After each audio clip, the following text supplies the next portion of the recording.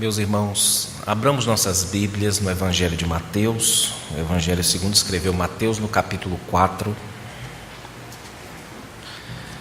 e ouçamos a leitura que vai dos versículos de 18 a 22.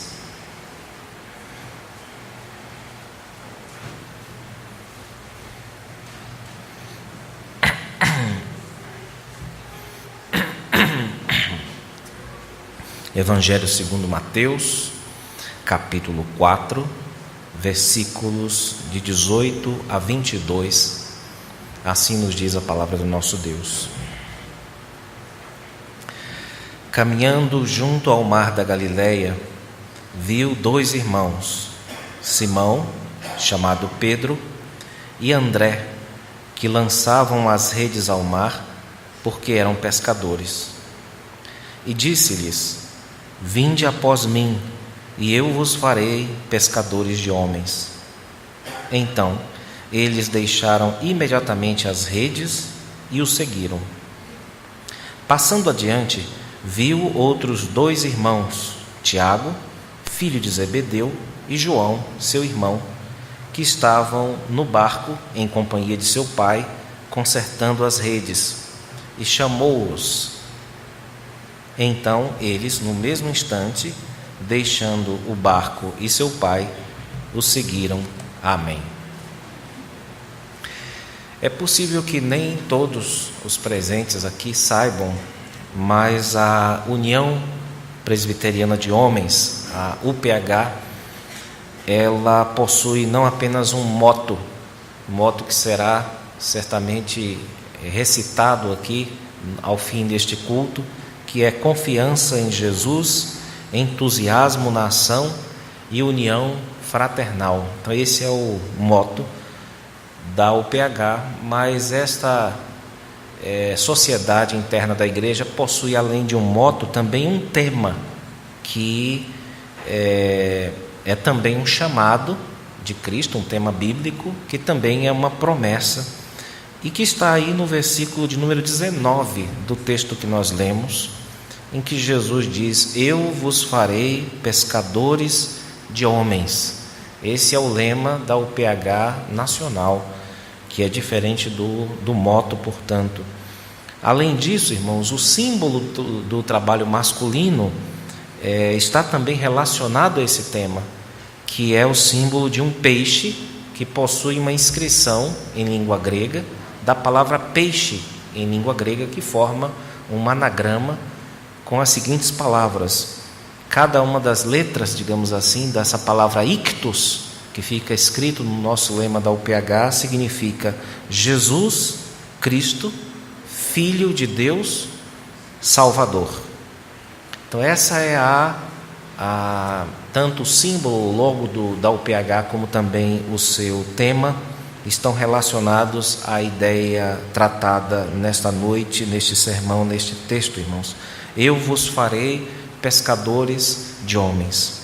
Essas foram as palavras de Cristo a alguns a quem ele chamou para que fossem seus alunos, para que fossem seus aprendizes ou discípulos.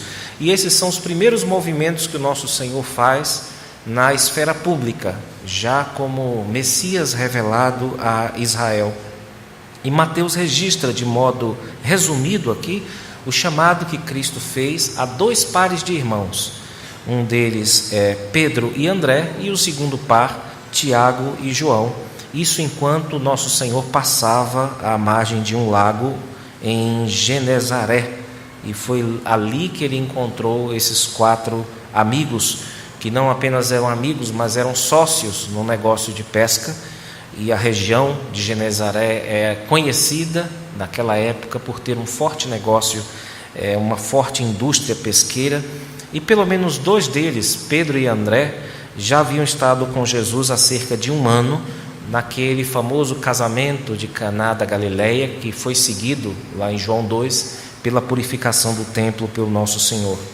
Esses dois eram da Galileia, e nosso Senhor Jesus, nós sabemos que ele nasceu em Belém da Judeia, mas ele foi criado em Nazaré da Galileia e morava lá. E um dia ele passou por onde esses homens trabalhavam e os viu ali lavando as redes após uma noite que tiveram de pesca muito ruim. O texto de Lucas, capítulo 5, paralelo a esse, faz uma espécie de comentário dos versículos 18 e 19, que aqui aparecem de modo muito resumido. Eu queria pedir a vocês para que, sem tirar a mão aqui de Mateus, nós fôssemos fazer uma leitura breve em Lucas capítulo 5, porque ele dá mais ou menos o conteúdo que nos falta aqui nos versículos 18 e 19 do que aconteceu nessa ocasião, irmãos. Lucas capítulo de número 5, versículos de 1 a 11.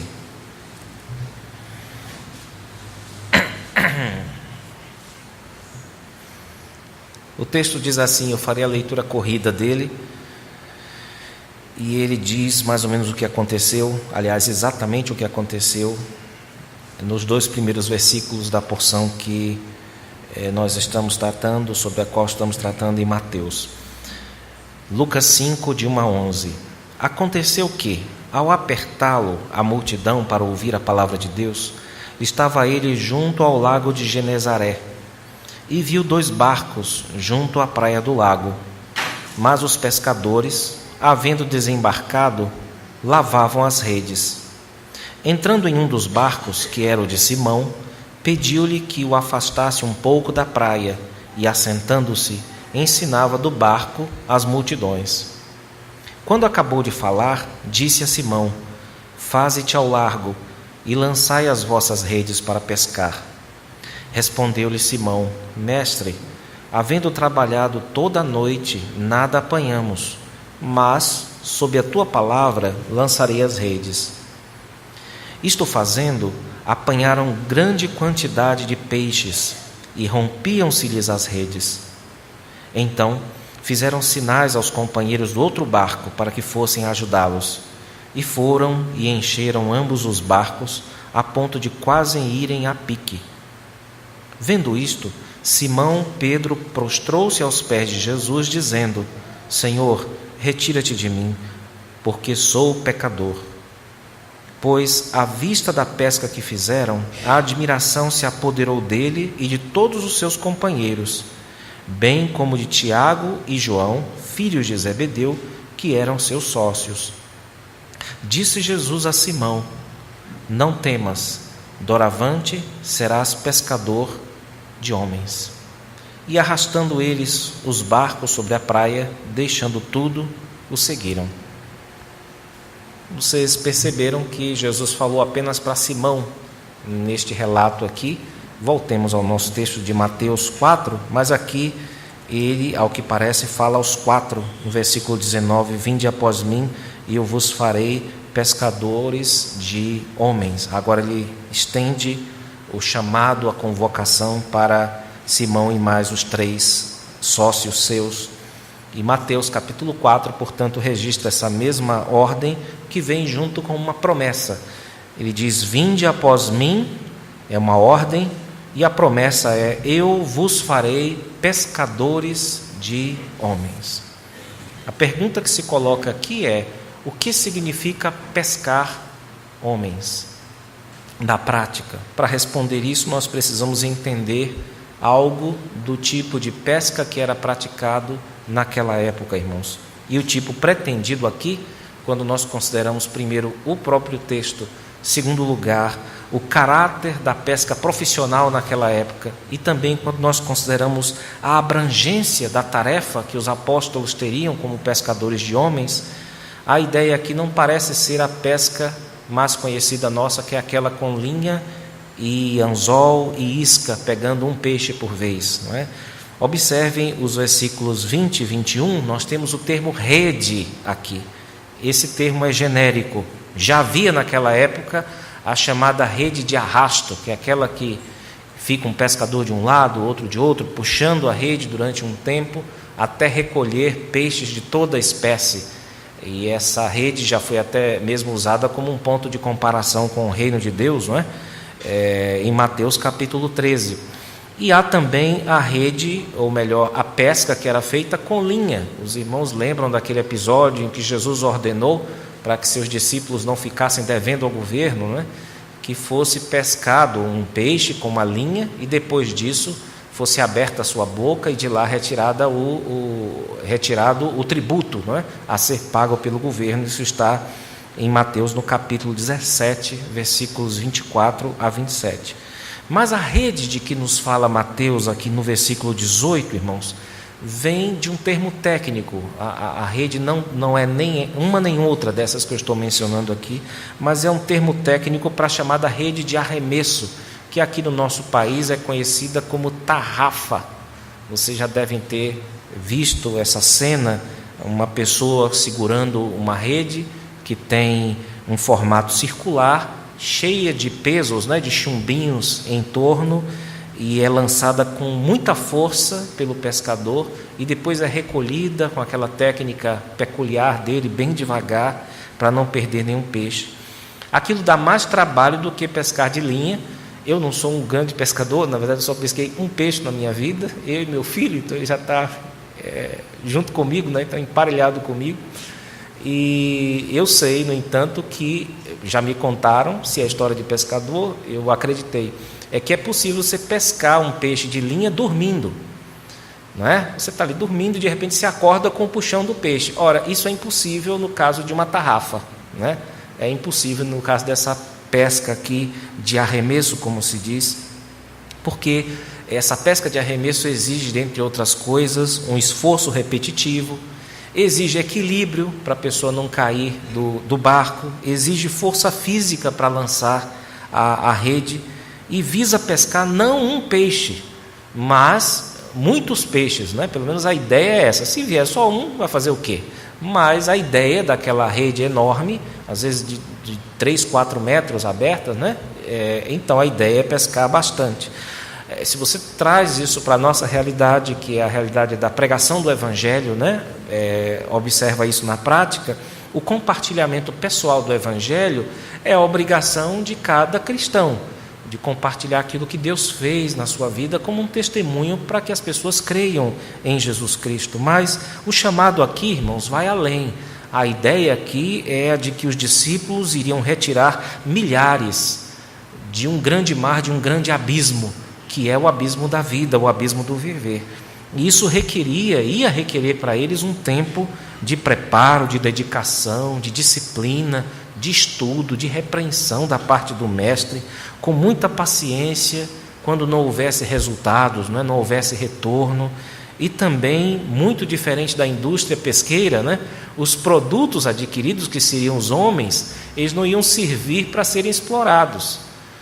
É peixe, mas não nesse sentido, de serem explorados pelos apóstolos, mas eles seriam tratados como vidas preciosas, que foram resgatados para o seu próprio bem. Nesse ponto a comparação falha, né?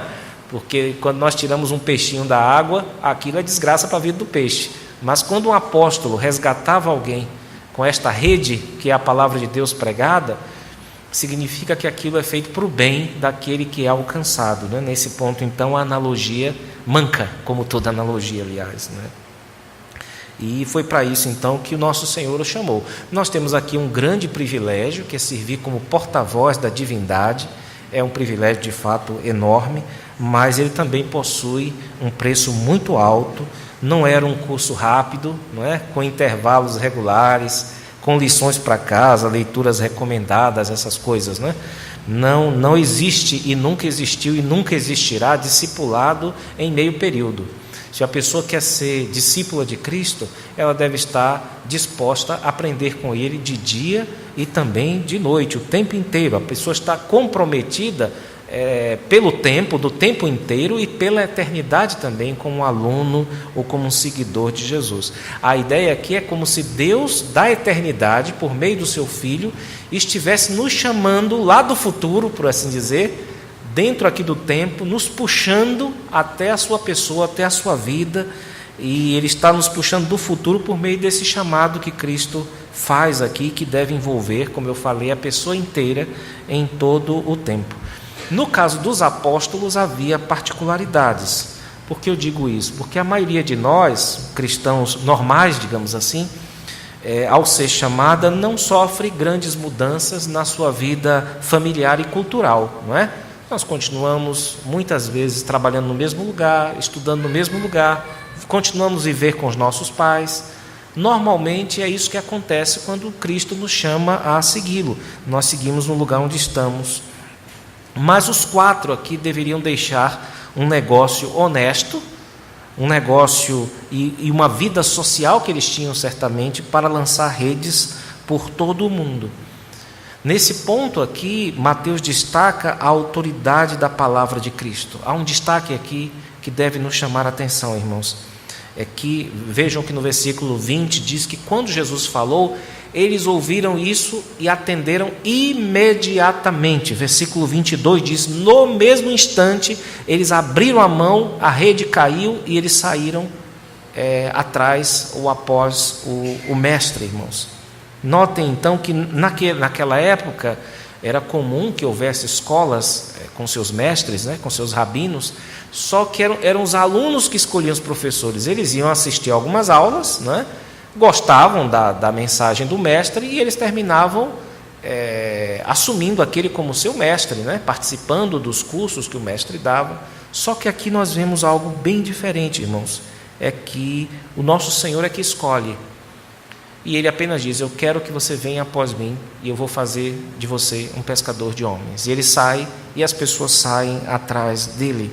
De certo modo, o que nós temos aqui é um modelo de pescaria, que o próprio Cristo disse que iria ser o modelo para os apóstolos. Ele lança aqui o seu chamado como alguém que lança uma tarrafa. E não há escapatória. Ele apanhou os 4. E os 4 foram levados por ele para o bem deles e para o bem também deste mundo. É como se, quando Jesus fala com alguém, a palavra dele penetre num coração e aquilo infunda na pessoa uma fé tal que ela não consegue desconfiar de que é Cristo quem está, de fato, a chamando, irmãos. E assim Jesus passou a ser para aqueles 4 um objeto de confiança e seus corações não apenas entenderam que ele era o Messias, mas se dispuseram a segui-lo, se dispuseram a deixar tudo para trás por conta do reino que passou a ser para aqueles 4 a maior das prioridades, irmãos.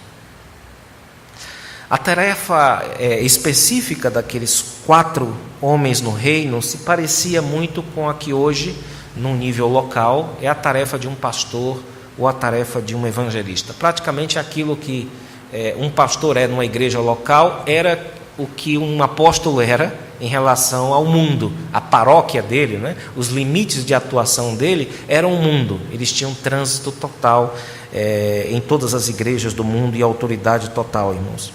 No entanto, quando nós consideramos as lições que nós temos dessa passagem para as nossas vidas, nós costumamos cantar um hino que nos diz mais ou menos assim: para cada crente o mestre preparou um trabalho certo quando o resgatou. Assim como foi o caso dos discípulos, assim também é o nosso caso, irmãos. Nós estamos todos no reino de Deus, se recebemos a Cristo como nosso Senhor e Salvador. Nós estamos nessa nova dimensão de vida que é o reino de Deus, e resta-nos saber o que Cristo tem para cada um. Lembremos de que Paulo, o apóstolo, relatando a sua experiência de conversão, foi relatada por 3 vezes no Evangelho de Lucas, ele disse que a sua experiência de conversão, evidentemente descontados os elementos acidentais, a questão da queda dele, ou o que quer que seja, mas os princípios observados ali em Atos capítulo 9, devem ser princípios também verificados na vida de todo cristão. Aquilo serve de modelo para nós. E uma das coisas que nós vemos na vida dos convertidos é que eles têm um encontro pessoal com Cristo. Eles sabem que aquela palavra que foi pregada foi para eles. Aquele texto que eles leram faz referência não apenas a todos os que puderem ler, mas à sua própria vida. Ele sabe muito bem disso. E ele sabe também que depois que ele, entre aspas, cai do cavalo, ele perde a direção que ele tinha e pergunta: para onde, Senhor? O que é que eu faço agora da minha vida? Que eu descobri que ela estava toda errada. Então Jesus há de dar uma nova direção para essa pessoa. Então, para cada crente, o mestre preparou um trabalho certo quando o resgatou. A nossa UPH, a nossa União Presbiteriana de Homens, possui várias frentes, com inúmeras atividades em cumprimento a esse chamado de procurar descobrir qual seja o melhor modo de viver para Deus depois de haver sido resgatado, irmãos. E cada um de nós, se somos de fato crentes, devemos rogar a Deus para que nos ajude a discernir quais são os nossos limites de atuação no seu reino. Devemos pedir a Ele a sua capacitação, tanto para o seu serviço dentro como também fora da igreja, porque o reino de Deus tem a sua igreja como QG, como seu quartel-general. Mas o reino de Deus extrapola a igreja, não só a igreja presbiteriana, extrapola a igreja de Deus. O reino de Deus é maior do que isso. Então é importante nós sabermos disso, que Deus tem um trabalho certo para nós neste mundo, e que frequentemente, quando Deus nos dá dons para utilizarmos em favor dos santos, para a edificação do corpo de Cristo, esses dons costumam extrapolar a própria utilidade que eles têm no corpo de Cristo, e você termina servindo a Deus também do lado de fora da igreja, irmãos. Muitas pessoas, certamente vocês já ouviram falar, já conversaram com pessoas, eu também já conversei com pessoas, que costumam dizer que foram chamadas, para serem esportistas, para serem musicistas, outros para se dedicar à arte, outros se sentem chamados ao sagrado ministério, querem ser pastores. Nós vemos o tempo inteiro as pessoas dizendo isso. Porém, irmãos, é certo que em muitos casos esses anseios, mesmo quando são legítimos, não se concretizam. Essa é uma verdade que tem que ser dita contra muita coisa que tem sido pregada por vezes. Eu vou repetir e vou falar com mais cuidado, porque esse é um ponto delicado. Muitas pessoas dizem: eu acho que Deus me chamou para fazer isso. Mas é possível que determinadas coisas para as quais nós pensemos que Deus nos chamou não se realizem em nossa vida. Recentemente, uma fotógrafa na cidade de São Francisco, na Califórnia, que é considerada a segunda maior cidade americana em número de sem-tetos, pessoas que vivem na rua, que não têm casa, ela fez uma exposição em que ela mostrava duas fotos da mesma pessoa. Uma, ela na condição de mendicância, na rua, e outra, ela vestida daquilo que ela gostaria de ser, que ela tinha o sonho de ser, que ela se achava vocacionada, digamos assim, para ser. Então tinha lá a foto de um médico, era um mendigo, mas o sonho dele era carregar lá os aparelhos dos médicos, tinha lá um almirante. Todos eles eram mendigos, todos eles tinham sonhos, tinham anseios, e muitos desses anseios não foram realizados. Aquilo que eles achavam que, olha, se existe um Deus que chama a gente para fazer alguma coisa, esse Deus me chamou para ser médico, mas eu estou aqui na rua, provavelmente eu não conseguirei me formar nesse período, provavelmente eu não vou conseguir perseguir esse sonho. Então essa fotógrafa captou na vida dessas pessoas esses momentos que são profundamente melancólicos. Mas é claro que um sem-teto é mais tocante. Se ela fosse fazer isso com outras pessoas que têm casas, talvez ela não conseguisse fotografar tanta gente, porque isso não é um problema apenas do sem-teto, não pertence apenas a esse grupo. Recentemente, aliás, tem uns 3 anos mais ou menos, que ele esteve aqui no Brasil, um dos maiores especialistas no assunto do chamado, que é esse impulso que os jovens fazem testes vocacionais o tempo inteiro para descobrir o que é que eles devem fazer na vida, E esse especialista, chamado Os Guinness, é um missionário, ele estudou durante cerca de 30 anos o fenômeno do chamado e o seu fundo religioso, é claro, que esse impulso que as pessoas dizem: eu estou sentindo uma coisa para fazer tal coisa. Antigamente não era uma coisa, era Deus que estava chamando a pessoa. Então ele estudou o chamado do ponto de vista protestante, do ponto de vista católico, viu as distorções que existiam nessa ideia de um chamado dos católicos, porque eles perverteram tudo e porque os protestantes também perverteram tudo. Ele estudou profundamente esse tema e uma pessoa do auditório perguntou para ele: professor, o senhor, o que é que o senhor tem a dizer em relação àquelas pessoas, por exemplo, um jogador de futebol, uma pessoa que tem uma capacidade encantadora, maravilhosa de driblar obstáculos humanos, não é? O que o senhor acha? Essa pessoa que nasceu lá numa roça, que nunca vai ter um olheiro lá do Milan, de uma dessas equipes famosas, nunca vai passar por lá. Esse rapaz depois vai ter um subemprego qualquer, ele nunca vai, como se diz, brilhar em nenhum clube, mas ele era um gênio do futebol. Como é que se resolve isso? Por que tem tanta gente que perde o bonde, digamos assim, dessa coisa? E ele disse assim: olha, isso realmente acontece, nós estamos num mundo em que a queda no pecado afetou tudo, e por que isso não seria afetado? Por que isso não seria mais um drama humano? Por que não seria? Mas ele diz: mas há um chamado que não falha. Existe um chamado que não falha. Esses outros deram o nome de chamado a ele. Mas onde é que você já viu Jesus chamando alguém para ser jogador de futebol? Ou para ser médico? Onde é que vocês já viram Jesus chamando alguém para outra coisa que não para segui-lo? Em lugar nenhum. Então, quando as pessoas abandonaram o conceito bíblico de chamado, começaram a criar essas intuições, essa ideia de que se um negócio dentro de mim é irresistível, significa então que ele vai ser realizado de qualquer jeito. Aí um monte de pregador esperto começa a falar: acredite nos seus sonhos, que Deus vai realizar, etc, etc. Que é para depois, lá na frente, o tal sonho lá não se realizar e você ficar decepcionado com Deus. Com Deus. É para evitar isso que nós devemos refletir no que significa ser chamado. E você tem um chamado que é infalível, É o chamado de Cristo aos seus seguidores. Se Jesus te chamar, você vem. Se Jesus lançar as redes dele, você vem. Mas é possível que você tenha que deixar muita coisa para trás, você tem que passar por muitas frustrações na vida, muitos anseios que você tenha, bons ou maus, devam ser deixados para trás, devam ser frustrados, porque nós vivemos num mundo caído. Mas pelo menos isso deve te servir como consolo. O chamado principal da sua vida, à medida que existe, não pode ser frustrado por ninguém. E esse chamado é o chamado de Cristo aos seus seguidores. E dentro disso, meus queridos, mesmo com toda a frustração que você possa sentir, existe muito serviço para ser feito. Existe muita gente para ser amada, para ser cuidada por você. Existe muito culto a ser prestado, muita palavra a ser dita, muita renúncia a ser feita por todos nós e também muita maturidade a ser buscada. Nós precisamos amadurecer.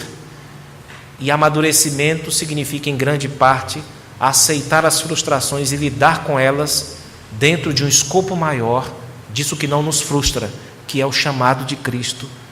Esse sim, que vai se realizar necessariamente porque Ele é poderoso, porque Ele é Senhor. E é dentro disso que nós devemos ter a nossa maior alegria, a nossa maior realização.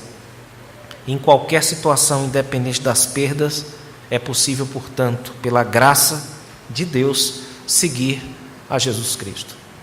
Eu gostaria de encerrar lendo uma letra de uma música que eu acho que é uma das mais bonitas que eu já ouvi. Eu gosto muito dela, do Guilherme Kerr e do Jorge Heder, intitulada Seguir a Jesus. É muito simples, como é simples o Evangelho e o chamado do nosso Senhor. Com essa leitura eu encerro essa pregação.